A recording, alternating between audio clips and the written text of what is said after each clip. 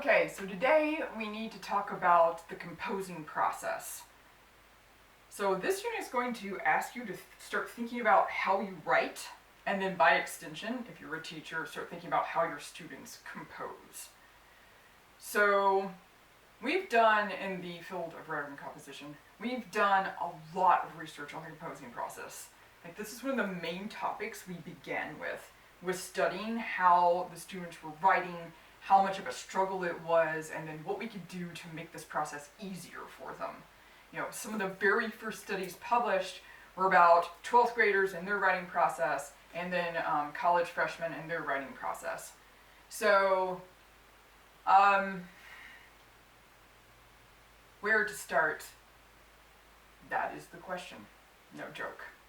So every time a person approaches the writing process, they don't start in the same place, and I don't think that's any kind of revelation to you. As we did the studies, we discovered that each writer has their own individual process, you know, and it's very easy to fall into the habit of saying to students, okay, so first you have to pre-write, and then you have to write a rough draft, and then you have to do revision, and then you need to edit and proofread. Like, yeah, I mean, for someone who has no idea what they're doing, and they don't really have any experience, you know, this is a good place to start. But then you need to give them breathing room.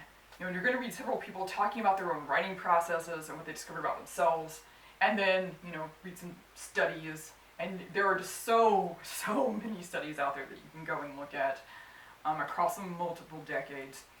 So it's a process. Discovering your process using a specific methodology called a think aloud protocol, where you compose and you talk out loud while you're composing, so you can track your own process and see what's actually there. You know, how many times did you stop and edit while you were writing the first draft when you supposedly are not supposed to be editing? How many times did you stop and revise before the first draft was even done, even though the standard protocol writing process says don't revise until you've got a whole draft down? You know, what we discovered is that professional writers don't necessarily do it in that order. Some do, some don't. You know, in helping yourself, and if you're a teacher, your students become cognizant of how they are writing and which things they do hold them back and which things they do help them is actually really important. You know, one of the things we found is that students choke. They choke on the grammar. They get so scared about whether they have good grammar they can't even write you a first draft. Or they barely can, and then the content is very poor because they're not worried about what they're saying, they're only worried about how they're saying it. The grammar Nazi in me has always struggled with this concept of trying to get students to relax in the early stage and then not worry about the grammar until the end, but most students before they reach college or high school have been so trained that nothing I say makes a difference now. Like, I really have to go out of my way to try to make any impact at all, because you learn these things really early in life if you are getting a standard education.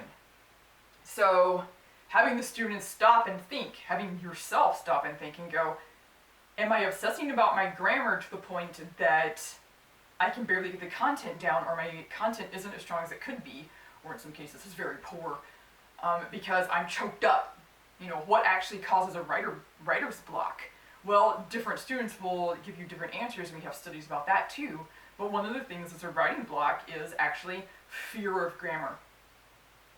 So this unit kind of opens this process for you.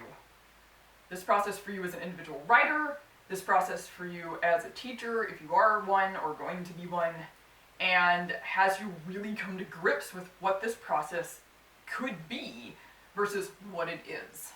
So these are all the kinds of questions that I want you to be thinking about as you go through the unit. If you're a teacher, then your goal is to help your students become the best writers they can be, but you may be a writer yourself, either nonfiction or fiction, and so these are things that you may equally need to take to heart. So there is your introduction to the composing process.